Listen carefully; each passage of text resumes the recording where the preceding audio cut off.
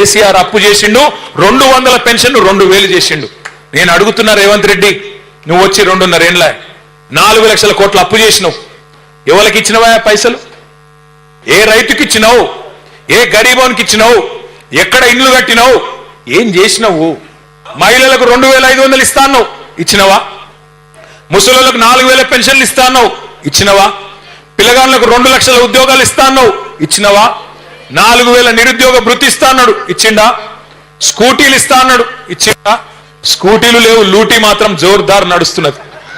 రైతు బంధు లేదు, రాహుల్ బంధు మాత్రం మంచిగా నడుస్తున్నది. రాహుల్ ఖాతాలో మాత్రం టింగు టింగు అని పడుతున్నాయి, ఇక్కడ రైతుల ఖాతాల్లో మాత్రం ఏది లేదు. యూరియా ఇచ్చే ముఖం లేదు, యూరియా ఇచ్చే తెలివి లేదు ఈ సన్నాసికి.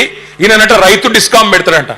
రైతుకు కరెంట్ ఇచ్చే తెలివి లేదు, యూరియా ఇచ్చే తెలివి లేదు, రైతు బంద్ వేసే ముఖం లేదు, రైతు కనీసం పండించిన పంట కొనే తెలివి కూడా లేదు నీకు. నువ్వంట రైతు డిస్కౌంట్ పెడతా అంటే ఎవడు నమ్ముతాడు స్వామి నిన్ను? రేవంత్ రెడ్డి మాటలు ఎట్లున్నాయంటే రైతుల గురించి, నేతి బీరకాయలో నెయ్యి ఎంత ఉంటుందో రేవంత్ రెడ్డికి రైతుల మీద గంతే ప్రేమ ఉన్నది. మైసూర్ పాకులో మైసూర్ ఎంత ఉంటుందో రేవంత్ రెడ్డి రైతు డిస్కంలో రైతు గంతే ఉన్నాడు. అది రైతు డిస్కం కాదు, రైతు మెడకు ఉరిబెట్టే డిస్కాము, రైతును సంపేసే డిస్కాం తప్ప ఇంకొకటి కానే కాదు. ఇక్కడ ఉన్న మీరు కూడా చాలా మంది రైతు బిడ్డలే ఉంటారు. అందుకే చెప్తున్నా, మీరు పట్నపోళ్ళైనా మీకు కూడా రైతులతో అంటూ సొంటూ ఉంటది. అందుకే చెప్తా ఉన్నా. ఇంకొక మాట కూడా నేను మీకు విజ్ఞప్తి చేస్తా ఉన్నా. సరే, రాజకీయం కైలాసం ఆటోస్ ఉంటుంది. అప్పుడప్పుడు మనం ఎంత మంచిగా పనిచేసినా పెద్ద బాము మింగేస్తుంది. పెద్ద బాము మింగితే ఏమవుతుంది? మళ్ళీ మొదటికెళ్ళి మొదలు పెట్టాలి. ఆడిరా లేదా మీరు? కైలాసం ఆట ఎప్పుడన్నా ఆడిరా లేదా? ఆడిరా? గట్ల అప్పుడప్పుడు అవుతుంది. మీరు హైదరాబాద్ వాళ్ళు మంచిగానే ఓటేసిరు, కానీ ఊర్లల్లో పాపం నమ్మినరు. నమ్మిన పాపానికి ఇలా వాళ్ళే బాధపడుతున్నారు అందరికంటే ఎక్కువ. వడ్లు కొనేటోడు లేడు, మక్కలు కొనేటోడు లేడు, సంచులు ఇచ్చేటోడు లేడు. వీళ్ళకు ధాన్యం సంచుల మీద లేదు, ఢిల్లీకి పంపే ధనం సంచుల మీద మాత్రం బాగా మోజున్నది రేవంత్ రెడ్డి గారికి. ఆడికి మాత్రం మంచిగా పోతున్నాయి సంచులు, ఇక్కడ మాత్రం సంచులు లేవు. అందుకే నేను అనేది, ఇట్లాంటి దుర్మార్గమైన ప్రభుత్వాన్ని ఇవాళ దేశం మొత్తం కాంగ్రెస్ పార్టీని వదిలించుకున్నారు. ఈ దరిద్రం మాకొద్దని, కానీ మనోళ్ళు నెత్తి మీద దుక్కున్నారు. దానికి ఇలా బాధపడే పరిస్థితి వచ్చింది. అందుకే మీకు ఒక 2 నిమిషాలు ఎస్ఐఆర్ అంటే ఏందో కూడా నేను చెప్పే ప్రయత్నం చేస్తా. ఒక్కసారి దయచేసి మీ స్క్రీన్లు మీరు చూడాలని చెప్పి నేను కోరుతా ఉన్నాను. ఎస్ఐఆర్ అంటే special intensive revision. Special intensive revision అంటే ఏంది, దీనికి ప్రత్యేకత ఏంది, దీని అవసరం ఏంది, ఎందుకు చేస్తున్నారు, మీకు ఒక నిమిషం మీరు అర్థం చేసుకోవాలి. భారతదేశానికి స్వాతంత్రం 1947లో వచ్చింది. 48లో మనకు తెలంగాణ రాష్ట్రానికి, హైదరాబాద్ రాష్ట్రానికి 1 సంవత్సరం తర్వాత మనకు స్వాతంత్రం వచ్చింది. 48 నుంచి 51 మధ్యలో పెద్దలు మహానుభావులు, భారతరత్న దార్శనికుడు డాక్టర్ బాబాసాహెబ్ అంబేద్కర్ గారి నాయకత్వంలో ఆనాడు రాజ్యాంగాన్ని రాయమని చెప్పి ఒక కమిటీ వేసుకున్నారు. కమిటీ వేసుకుంటే బాబాసాహెబ్ అంబేద్కర్ గారు ఆ రోజు ఒక గొప్ప నిర్ణయం తీసుకున్నారు.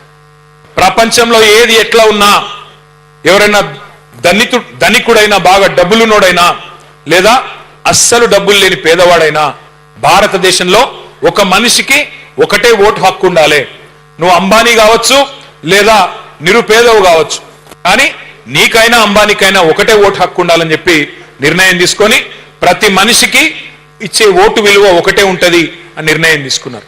దాని ఆధారంగానే తర్వాత 1951, 52లో మొట్టమొదటిసారి ఎన్నికలు జరిగినాయి. అక్కడి నుంచి ఈ రోజు దాకా 2026 దాకా ఇప్పటి వరకు భారతదేశంలో 13 సార్లు ఎస్ఐఆర్ జరిగింది.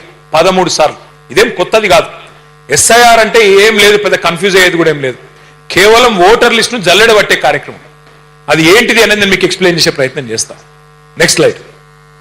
ఎస్ఐఆర్ అంటే కొత్త ఓట్లు చేర్చుడు, కొత్త ఓట్లు 18 ఏళ్ళు నిండిన వాళ్ళు ఎవరైనా ఉంటే వాళ్ళ ఓట్లు చేర్పించుడు, అట్లాగే ఎవరైనా చచ్చిపోతే వాళ్ళ ఓటు తీసేసుడు, ఎవరైనా కంటోన్మెంట్కి వెళ్ళి ఇంకో నియోజకవర్గానికి షిఫ్ట్ అయినారనుకో, ఉదాహరణకి కంటోన్మెంట్లో ఓటు ఉండే, వీడికెళ్ళి మీరు చదువు కోసమో ఉద్యోగం కోసమో పక్కకు అవతలకి సనత్ నగర్ పోయిననుకో, వీడికెళ్ళి అటు మార్చుకోవడం, లేదా ఎవరైనా సనత్ నగర్కి వెళ్ళి యువతలకు వచ్చిరనుకో మీ దగ్గరికి, ఇక్కడ రాయించుకోవడం. ఇదివరకు ఎట్లుండే అంటే మనకి ఒక్కొక్కరికి, మీకు తెలుసు నాకు తెలుసు, డూప్లికేట్ ఓట్లు ఉండే. ఒక ఓటు ఇక్కడ, ఒకటి ఊళ్ళే, ఒకటి ఇక్కడ, ఒకటి పక్క నియోజకవర్గంలో అట్లా ఉండే. ఎస్ఐఆర్ తర్వాత ఏమవుతుందంటే అవన్నీ పోతాయి, కేవలం ఒక మనిషికి ఒకటే ఓటు మిగిలేటట్టు చేసుకోవాల్సిన అవసరం ఉంటుంది. అయితే అది కొద్దిగా జాగ్రత్తగా చేయాలి. ఎందుకంటే చివరిసారి ఎప్పుడు జరిగింది ఎస్ఐఆర్ అంటే 2002వ సంవత్సరంలో జరిగింది, 2002. అప్పుడు ఉమ్మడి ఆంధ్రప్రదేశ్ ఉండే, ఇప్పుడు తెలంగాణలో ఉన్నాం. అప్పుడు కంటోన్మెంట్ నియోజకవర్గం వేరే ఉండే, ఇప్పుడు వేరే ఉన్నది, కొంత మారింది అప్పటికిప్పటికి. కాబట్టి ఇప్పుడు అధికారులు ఏం చేస్తారంటే బూత్ లెవెల్ ఆఫీసర్ అని ఉంటారు, బిఎల్ఓ అంటే ఎవరు అంగన్వాడీ టీచర్లు, అట్లాగే మున్సిపల్ అధికారులు, మీ కంటోన్మెంట్ అధికారులు ఉంటారు. వాళ్ళు ఏం చేస్తారంటే ఆ 2002 లిస్టు ఓటర్ లిస్ట్ ఏదైతే ఉన్నదో అది ఇప్పుడు లేటెస్ట్ ఓటర్ లిస్ట్ 2025 ఏదైతే ఉన్నదో రెండింటిని పోల్చుకొని చూస్తారు. ఉదాహరణకి ఆ రోజు మీకు అప్పుడు 24 ఏళ్ల కిందట మీకు పిల్లలు లేరు, ఇప్పుడు పిల్లలు పుట్టినరు, వాళ్ళు 18 ఏళ్ళు దాటినరు. వాళ్ళని కంపల్సరీ మీతో మ్యాపింగ్ చేయాలి, ఫ్యామిలీ మ్యాపింగ్ లో మ్యాపింగ్ చేయాలి. ఆ రోజు మా అబ్బాయి లేడు, ఇగో ఈ రోజు ఉన్నాడు, మా పాప పేరు ఇది, మా బాబు పేరు ఇది, ఇద్దరికి 18 ఏళ్ళు నిండినాయి, వాళ్ళని రాసుకోండి అని చెప్పి ఒక ఎన్యూమరేషన్ ఫార్మ్ అని ఉంటుంది. ఆ ఎన్యూమరేషన్ ఫామ్ నింపాలి.